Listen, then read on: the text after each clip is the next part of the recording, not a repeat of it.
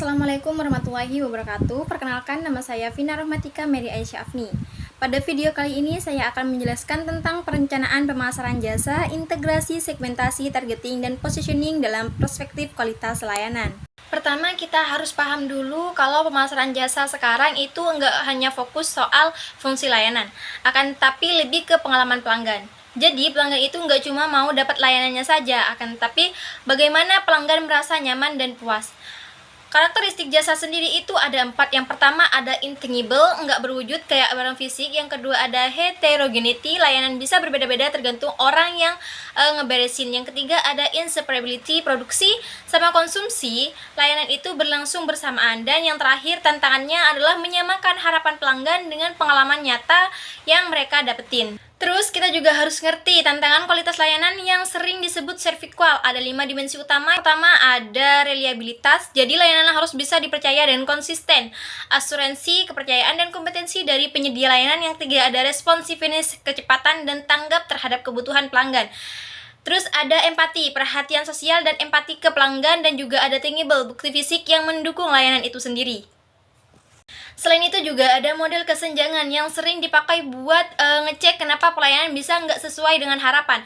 Ada beberapa gap yang mulai dari gap pengetahuan yang artinya nggak paham apa yang sebenarnya diinginkan pelanggan, sampai ke gap komunikasi yang terjadi saat janji sama kenyataan nggak match. Dan tentu saja gap kinerja kalau pelayanannya nggak sesuai standar.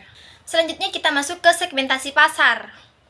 Ada beberapa cara, mulai dari geografis, demografis, psikografis kayak gaya hidup dan nilai, sampai perilaku kayak loyalitas dan kebiasaan pakai layanan. Nah, untuk efektif segmentasi harus terukur besar, bisa dijangkau dan bisa ditindaklanjuti. Baru deh kita tentukan target pasar yang tepat. Setelah segmentasi kita harus pilih targeting. Ada beberapa strategi kayak mass market, undifferentiated niche, tergantung dari sumber daya dan strategi perusahaan. Kalau mau fokus bisa pakai niche yang fokus di satu segmen saja. Jadi targetnya itu harus sesuai dengan kapasitas dan tujuan kita. Kalau soal positioning, ini penting banget supaya produk kita punya identitas, bisa lewat fitur dan manfaat produk, proses layanan, atau simbol dan status yang melekat.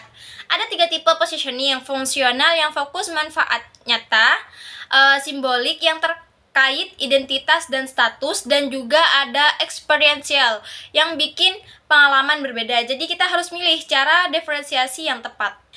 Di Indonesia ada standar yang harus dipatuhi kayak ISO 9001 buat ningkatin kepercayaan dan efisiensi, SPM dan SNI juga buat jaga standar minimal, sama regulasi sektor tertentu supaya layanan publik tetap berkualitas. Tren dan tantangan saat ini itu ada AI dan Big Data yang bikin segmentasi makin akurat.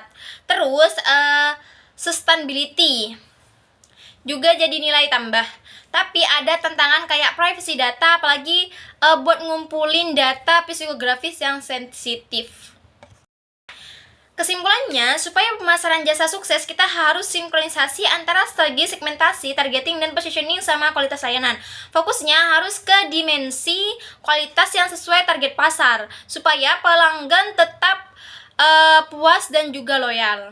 Baik, sekian video pada kali ini. Kurang lebihnya saya mohon maaf. Assalamualaikum warahmatullahi wabarakatuh.